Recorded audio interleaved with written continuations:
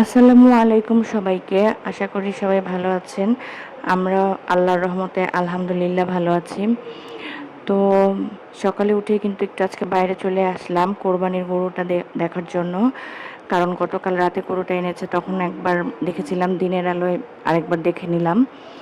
তারপর এই গরু দেখা শেষে আবার একটু বাগানেও হাঁটাহাঁটি করছিলাম। সকালবেলা উঠে এত সবুজ দেখে মনটাই ভালো হয়ে যায়। তো সেই কারণে ঘুরে ঘুরে একটু হাঁটাহাঁটি করছিলাম উঠানে। আর কাঁঠাল গাছে দেখেন কত কাঁঠাল হয়েছে। তো এখন ঘরের দিকে যাচ্ছি, দেখি একটু চা খাবো। তো এই তো এখন চাটা বানিয়ে খেতে বসে গেলাম। সকালে উঠে তো আপনাদেরকে বলেছি চা দিয়ে বিস্কিট খাওয়াটা মানে সকালে উঠে আমার রুটিন। তারপরেই তো আমার শাশুড়ি আমসত্ত্ব চালের গুঁড়ি শুকাতে দিয়েছিল, সেগুলো একটু দেখে গেলাম এই। আর আজকে সকালে কিন্তু আমরা অনেক মজার একটা ব্রেকফাস্ট করব। আজকে সকালে পরোটা দিয়ে নেহারি খাওয়া হবে। তো সেজন্য এখানে পরোটা ভাজা হচ্ছিল। পরোটা আর নেহারি এই নাস্তাটা আমার মনে হয় কম বেশি সকলেরই প্রিয়। আমার তো অনেক প্রিয়।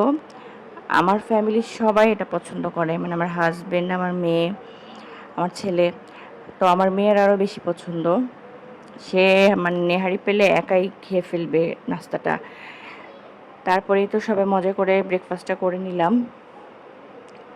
দুপুরের দিকে বাচ্চারা একটু উঠানে গিয়েছিল, গরু নিয়ে তাদের প্রচণ্ড মাতামাতি।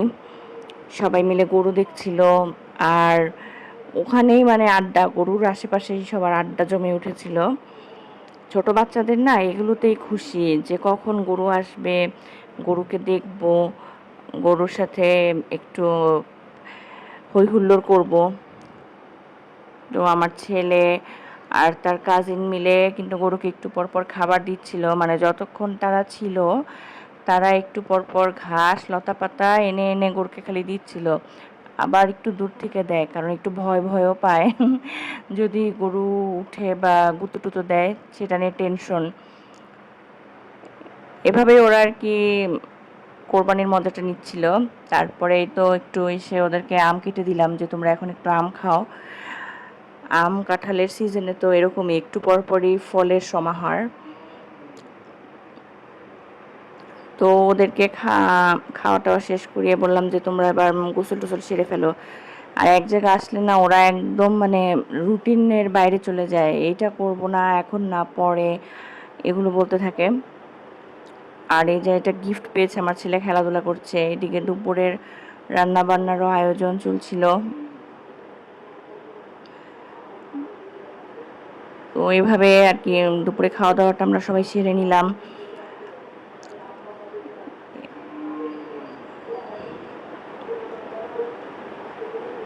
তারপর এই তো সন্ধ্যার দিকে ওরা একটু খেলাধুলা করছিল। ওরা তো দুপুরে মানে ভাত ঘুম যেটা সেটার আশেপাশে নেই বাচ্চারা।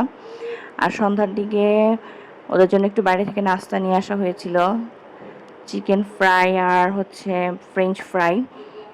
বাচ্চাদের তো এসব নাস্তা পেলে কথাই নেই। সব কাজিনরা একসাথে বসে মানে মজা করে গল্প করছিল আর খাচ্ছিল। আর বড়দের জন্য আনা হয়েছিল পাস্তা। আর সন্ধ্যার এই নাস্তা খাওয়ার টাইমের আড্ডাটা কিন্তু খুব জমে ওঠে। সবাই মিলে একসাথে নাস্তা খাওয়ার মজাই আলাদা, গল্প গুজব করার। এটাই তো আসলে ঈদের আনন্দ, যে বছরে এই যে দুইবার সবার সাথে একসাথে দেখা হয়। এটাই হচ্ছে আসলে ঈদের মেইন সৌন্দর্য।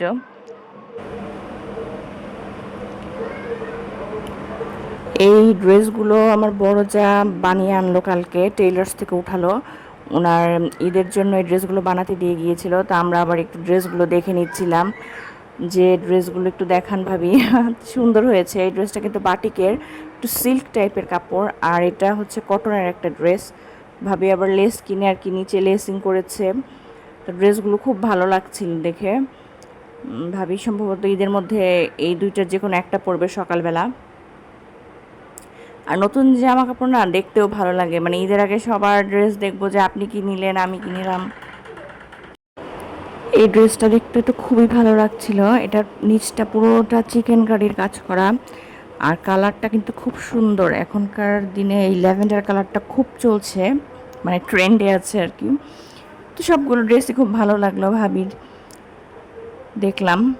আর এদিকে তো রাতের মেহেদি দেওয়া শুরু হয়ে গিয়েছে। চাঁদ রাতে সবাই যে মেহেদিটা দেয়, আমার মেয়ে প্রথমে হাত বাড়িয়ে দিল, তাকে দিয়ে দিতে হবে।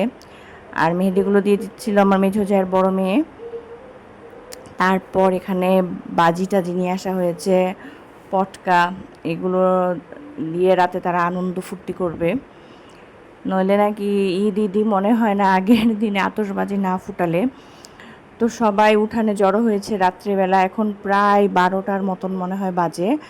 তো সব বাচ্চারা একসাথে উঠানে জড়ো হয়েছে, তারা এখন আতশবাজি ফোটাবে। তো আমিও একটু গেলাম, গিয়ে দেখলাম যে দেখি ওরা কি করছে। আর আমার ছেলের কিন্তু এইসব ব্যাপারে খুব এক্সাইটমেন্ট, যে আতশবাজি ফোটানোর ব্যাপারে। দেখেন কেমন লাফালাফি আর মজা করছে। ও একটু ধীর স্থির না, খুব চঞ্চলতা করে। আর এটা তো আমার বড় জায়ের ছোট মেয়ে, ও কিন্তু আমার বাচ্চাদের সমবয়সী। তো ওদের তিনজনের এই জন্য খুব বন্ডিংটা খুব ভালো। আমার মেয়ে আসেনি, তার নাকি হাতে লেগে গিয়েছে ফোটাতে গিয়ে, সেজন্য সে এক কর্নারে বসেছিল। তো এইভাবেই সবাই আর কি মজা করছিল। আর এত আতশবাজির শব্দে না, মানে আমাদের গরুটা একটু ভয় পেয়ে গিয়েছিল। গরুটা দেখি উঠে দাঁড়িয়ে গেছে, তো আমরা বলছিলাম যে আর ফুটিও না, বাদ দাও। তবুও আর কি, কে শোনে কার কথা, ওরা তো এটাই নাকি ঈদের আনন্দ ওদের। তো আজকের ব্লগটা কিন্তু এই পর্যন্তই। সবাই ভালো থাকবেন, সুন্দর মতো ঈদ করেন সবাই। ধন্যবাদ সবাইকে।